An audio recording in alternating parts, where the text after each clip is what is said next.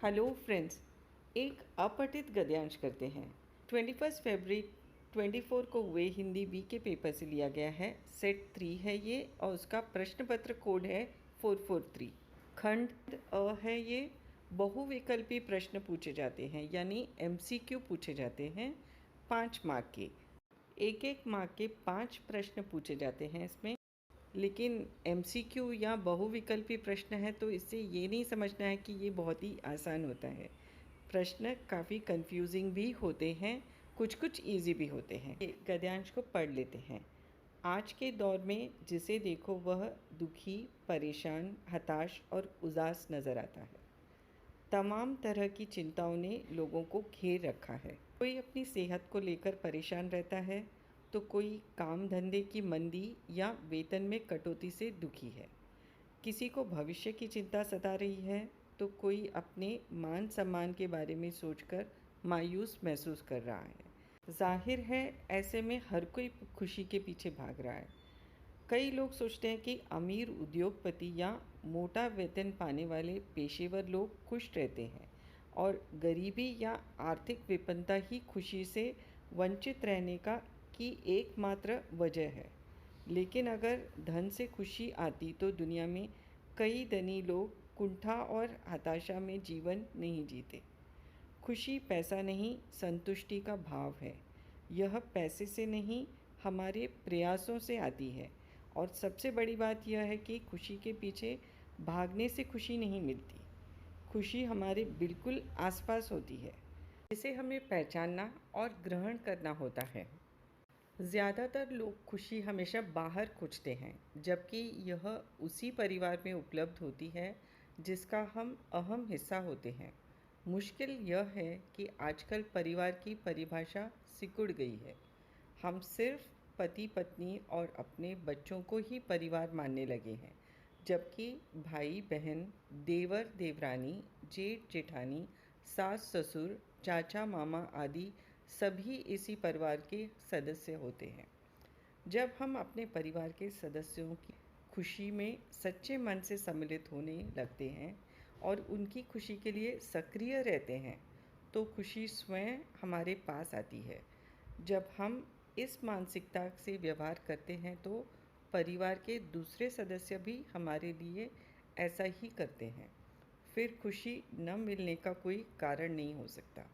इसलिए हम भले ही एक चार दीवारी में न रहकर अलग रहते हों, अलग खाना बनाते हैं, लेकिन मन से हम अपने संपूर्ण परिवार से जुड़े रह सकते हैं। इस गद्यांश में कहा गया है कि लोगों के नाखुश रहने के कई कारण हैं। कई लोगों को ऐसा लगता है कि पैसा इनकी मेन वजह है, लेकिन ऐसा नहीं है। अगर ऐसा होता तो दुनिया के सारे अमीर हमेशा खुश रहते। खुशी पैसे से खरीदी नहीं जा सकती, ये संतुष्टि का भाव है। अपने परिवार से जुड़कर हमें खुशी मिल सकती है। अपने परिवार के सारे सदस्यों के खुशियों में शामिल हो तो वो भी हमें वही खुशियाँ लौटाएंगे। तो चलिए अब प्रश्न देखते हैं। पहला प्रश्न है, निम्नलिखित में से कौन सा या कौन से वाक्य गद्यांश से मेल खाते हैं? पहला, संपूर्ण परिवार से जुड़कर खुशी पाई जा सकती है। ये सही वाक्य है। दादा दादी, चाचा चाची, बुआ आदि को मिलाकर परिवार मानना चाहिए। ये भी सही है। तीसरा वाक्य है, दुनिया में सभी धनी कुंठाग्रस्त और हताश नहीं हैं। हाँ, सभी नहीं हैं लेकिन कई सारे हैं, तो ये सेंटेंस रॉन्ग है। फोर्थ सेंटेंस है, तथाकथित खुशी को धन से नहीं खरीदा जा सकता। ये भी सही है। पहला, दूसरा और चौथा वाक्य गद्यांश से मेल खाते हैं, तो करेक्ट आंसर है इसका ऑप्शन डी 1, 2, 4। दूसरे प्रश्न में कथन और कारण दिया गया है और हमें सही विकल्प चुनना है। कथन है, हमें परिवार की खुशियों में सच्चे मन से और सक्रियता से उपस्थित रहना चाहिए। कथन सही है। देखें कारण क्या है। कारण यही प्रसन्न रहने का एकमात्र साधन है।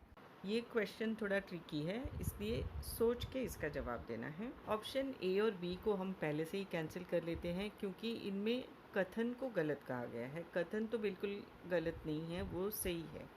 तो ए और बी तो आउट है। अब सी में देखते हैं क्या लिखा है। कथन और कारण दोनों सही हैं तथा कारण कथन की सही व्याख्या करता है।